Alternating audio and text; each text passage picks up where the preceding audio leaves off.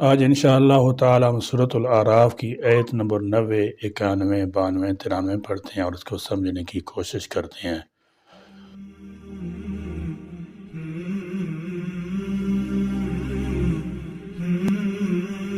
اعوذ باللہ من الشیطان الرجیم، بسم اللہ الرحمن الرحیم۔ وقال الملأ الذين كفروا من قومه لئن اتبعتم شعيبا إنكم إذا لخاسرون۔ وقال اور کہا الملأ ان سرداروں نے، الذین جنہوں نے کفروا کفر کیا، من قومه اس کی قوم میں سے، لئن کہ البتہ اگر اتبعتم پیروی کی تم نے، شعیب کی۔ اصحاب مدین تجارت پیشہ لوگ تھے، ایک طرف ناپ تول میں کمی کر کے اپنا نفع بڑھاتے تھے اور دوسری طرف مسافروں اور راہگیروں کو لوٹ مار کر کے اپنی دولت بڑھاتے تھے اور اس کو اپنا نفع تصور کرتے تھے۔ اس لیے انہوں نے اپنی قوم کو ڈرایا کہ اگر تم حضرت شعیب علیہ السلام کی بات مان لو اور ان برائیوں سے باز آ جاؤ تو تم سخت مادی نقصانات سے دوچار ہو جاؤ گے۔ انکم بے شک تم، اذا لخاسرون تب البتہ خسارہ پانے والے ہو۔ شعیب علیہ السلام کی قوم کے کافروں نے نچلے طبقہ سے کہا، اگر تم شعیب کے پیچھے چلو گے اور اپنے مذہب کو چھوڑ کر اس کا دین اختیار کرو گے تو بلا شبہ اس صورت میں گھاٹے میں رہو گے، اپنی سیدھی چال کو چھوڑ کر اس کی لائی ہوئی گمراہی اختیار کر لو گے۔ یا یہ مطلب ہے کہ جو دنیاوی فائدے تم کو حاصل ہوتے ہیں ناپ تول میں کمی کر کے جو نفع مل جاتا ہے وہ جاتا رہے گا۔ یہ نظریہ صرف اہل مدین کا نظریہ نہیں تھا بلکہ ہر زمانے میں مفسد قسم کے لوگوں کا یہی خیال رہا ہے کہ تجارت، سیاست اور دوسری دنیاوی معاملات جھوٹ اور بے ایمانی کے بغیر چل ہی نہیں سکتے۔ اور آج بھی ہمارے تاجروں اور سیاستدانوں کی اکثریت کا یہی حال ہے، حالانکہ یہی باتیں فساد فی الارض کی اصل جڑ ہیں اور انہی سے لوگوں کے حقوق پامال ہوتے ہیں اور بالآخر ایسے دغاباز لوگ پورے معاشرے کو لے ڈوبتے ہیں۔ فَأَخَذَتْهُمُ الرَّجْفَةُ فَأَصْبَحُوا فِي دَارِهِمْ جَاثِمِينَ۔ فَأَخَذَتْهُمْ پس پکڑ لیا انہیں، الرجفۃ زلزلے نے، الرجفۃ قلبی نے کہا، اس سے مراد ہے زلزلہ، فی دارہم یعنی اپنی بستی میں جس میں مردہ پڑے ہوئے تھے،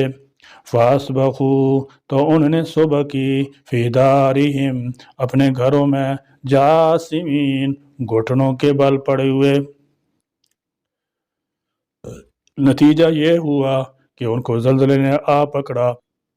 اور اپنے گھر میں اوندے کے اوندے پڑے رہ گئے۔ اہل مدین پر عذاب کے بارے میں قرآن کریم کی بات دوسری آیات کو جمع کرنے سے معلوم ہوتا ہے کہ ان پر 3 طرح کا عذاب آیا تھا، ذلہ، صیحہ، رجفہ، یعنی ان پر پہلے ایک ایسا بادل چھا گیا جس میں سے آگ کے شعلے اور چنگاریاں نکلنے لگیں، پھر اسی سے ایک ہولناک اور جگر خراش کرخت قسم کی آواز پیدا ہوئی اور اسی دوران نیچے سے زلزلہ نے آ لیا۔ اس طرح یہ لوگ اپنے اپنے گھروں میں موت کی آغوش میں چلے گئے، اس حال میں کہ انہوں نے اوندے پڑ کر اپنے سینوں کو زمین سے چمٹا رکھا تھا تاکہ انہیں اس عذاب سے کم تکلیف محسوس ہو رہے حضرت شعیب علیہ السلام اور ان کے ساتھی، تو انہیں اللہ نے پہلے اس بستی سے نکل جانے کا حکم دے دیا تھا۔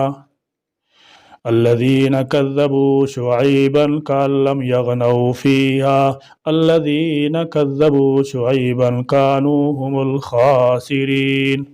الذین وہ لوگ جنہوں نے کذبوا جھٹلایا شعیبا شعیب کو، کأن یوں ہو کے گویا کہ لم کبھی نہیں، یغنوا وہ ایسے تھے، فیہا ان میں،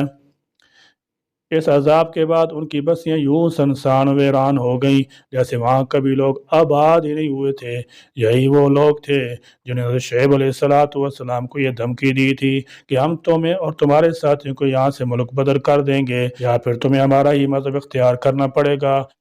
یہ تھا اللہ کے پیغمبر اور اس کی آیات کو جھٹلانے کا انجام کہ دھمکی دینے والے خود ہی نیست و نابود ہو گئے۔ الذین وہ لوگ جنہوں نے کذبوا جھٹلایا شعیب کو کانو ہم وہی تھے الخاسرین خسارہ پانے والے۔ جنہوں نے شعیب کو جھوٹا کہا تھا ان کی ایسی حالت ہو گئی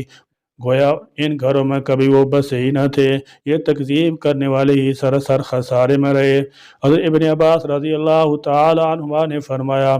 اللہ نے ان پر جہنم کا دروازہ کھول دیا اور ایسی سخت گرمی میں مبتلا کر دیا کہ دم گھٹنے لگے، نہ سایہ سے فائدہ ہوتا تھا نہ پانی سے ٹھنڈک حاصل کرنے کے لیے تہہ خانوں میں گھستے تھے اور وہاں اوپر سے زیادہ گرمی پا کر پھر باہر نکل آتے تھے اور بھاگ کر میدانوں میں چلے جاتے تھے۔ ایک بار باہر میدان میں بھاگ کر پہنچے تو اللہ نے ایک بادل بھیج دیا جس کے اندر بڑی خوشگوار ہوا تھی، ابر نے ان پر سایہ کر لیا۔ الذلہ